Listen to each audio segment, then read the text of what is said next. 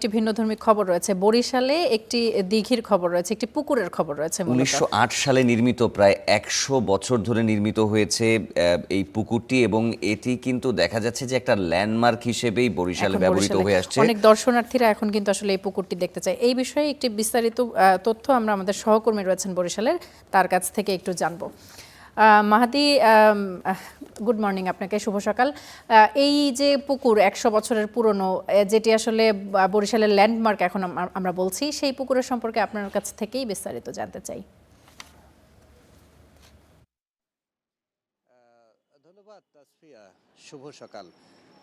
আসলে এটি বরিশাল এবং দক্ষিণাঞ্চলের মধ্যে একটি ল্যান্ডমার্ক। এটি মানুষের পানির চাহিদা পূরণের জন্য খনন করা হয়েছিল। এর সাথে একটি ইতিহাস, ঐতিহ্য জড়িয়ে রয়েছে, এবং এই পুকুরটিকে কিন্তু সৌন্দর্যের স্মারকও বলা হয় বরিশালের। কারণ ১৯০৮ সালে জিন্নাত বিবি নামে এক নারী পুকুরটি খনন করেছিল সুপেয় পানির জন্য, এবং এই পুকুরটাকে কেন্দ্র করেই কিন্তু বরিশালের সব কিছু গড়ে উঠেছে। বর্তমান সময়ে এই বিবির পুকুরটা এত গুরুত্বপূর্ণ যে রাজনৈতিক, অর্থনীতি এবং সব কিছুকে কেন্দ্র করেই এই বিবির পুকুরটি কি আবর্তিত হয়ে থাকে। আমরা যতটুকু জেনে থাকি যে যখন বাকলা এবং চন্দ্রদ্বীপ ছিল, অর্থাৎ বরিশালের আগে যে জনপদটি ছিল, সেই সময় এই অঞ্চলে ব্রিটিশ আমল থেকে উইলিয়াম কেরি নামে একজন ব্যবসায়ী, এবং তিনি প্রভাবশালী ব্যবসায়ী ছিলেন। তিনি মূলত এই জিন্নাত বিবিকে পর্তুগিজ জলদস্যুদের কাছ থেকে উদ্ধার করেছিলেন, এবং উইলিয়াম কেরি চলে যাওয়ার পরে তার সেই সম্পত্তি এবং তার সব কিছু দেখভাল করতেন এই জিন্নাত বিবি। তিনি সাধারণ মানুষের চাহিদা পূরণের জন্যই পুকুরটি খনন করেছিলেন। সকালবেলা খুবই শান্ত, মনোরম এবং স্বচ্ছ জলাধার এটি থাকে।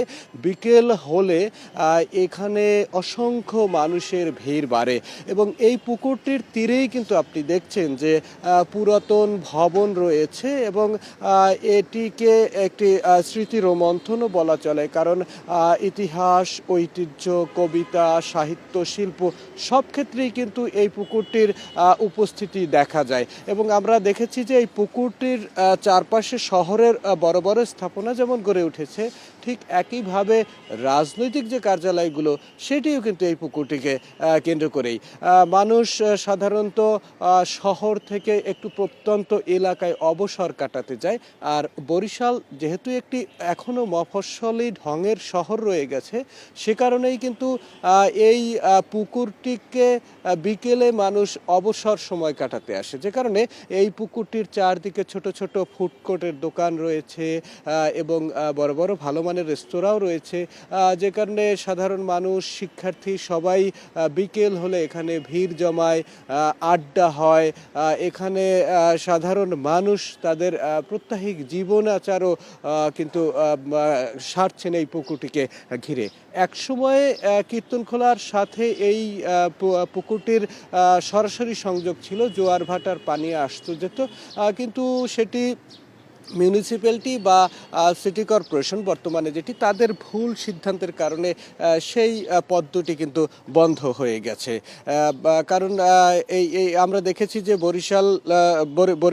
বরিশাল শহরে প্রায় ২২টি খাল ছিল, সেই খালগুলোকে কিন্তু নষ্ট হয়ে গেছে। সেই খালগুলো ইতিমধ্যে ভরাট হয়ে গেছে। অল্প কয়েকটি খাল রয়েছে, এটিও কিন্তু ভুল ডিসিশনের কারণে। তবে যতটুকু সৌন্দর্য টিকিয়ে রেখেছে তা কিন্তু এই জিন্নাত বিবির পুকুর পাড়, এবং এখানেই মানুষের হাসি, কান্না, আনন্দ, রাজনীতি এবং অর্থনীতি এর চক্র আবর্তিত হয়ে থাকে। বরিশাল থেকে বিবির পুকুর নিয়ে এটুকুই ছিল আমার কাছে। ঐতিহাসিক একটি জায়গা আসলে জিন্নাত বিবির পুকুর পাড়, সেখানকার আদ্যপান্ত জানাচ্ছিলেন সহকর্মী মেহেদী হাসান।